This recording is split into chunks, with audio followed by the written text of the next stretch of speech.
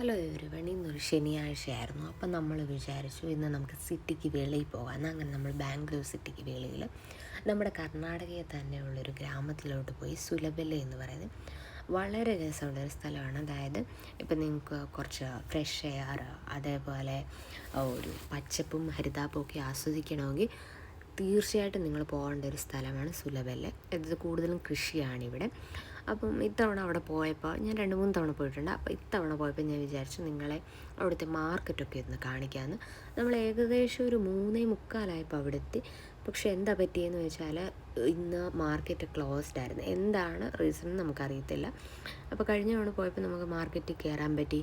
ഒരുപാട് പച്ചക്കറികളുണ്ടായിരുന്നു, ഫ്രൂട്ട്സൊക്കെ ഉണ്ടായിരുന്നു, എല്ലാം ഫ്രഷ് ആയിരുന്നു. പക്ഷേ ഇത്തവണ ആകെ 2 ഷോപ്പ് മാത്രമേ അവിടെ ഓപ്പൺ ആയിട്ടുണ്ടായിരുന്നു. എന്താണ് റീസൺ എന്നറിയത്തില്ല.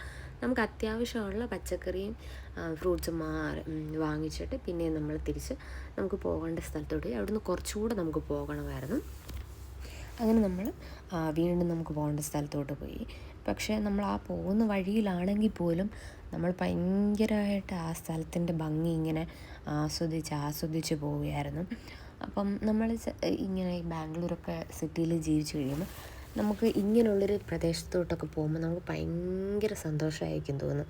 കാരണം അവിടെ നല്ല രസമാണ്. നമുക്കൊരു റിലീഫ് കിട്ടിയ പോലൊരു ഒരു ഫീലിംഗാണ് നമുക്ക് ഉണ്ടാകുന്നത്. നമുക്ക് ഇടയ്ക്കിടയ്ക്ക് പോകണമെന്ന് തോന്നും. അപ്പം ഞാൻ സത്യത്തിൽ ഇവിടെ പോയപ്പോൾ എന്താ പറ്റിയെന്ന് വെച്ചാൽ എനിക്ക് ഒത്തിരി വീഡിയോ ഒന്നും എടുക്കാൻ പറ്റിയില്ല. കാരണം ഞാൻ പ്രദേശത്തിൻ്റെയൊക്കെ ഭംഗി ഇങ്ങനെ ആസ്വദിച്ചിരുന്നങ്ങ് പോയി. അതുകൊണ്ട് ഞാൻ കുറച്ച് വീഡിയോസ് മാത്രമേ എടുത്തിട്ടുള്ളൂ.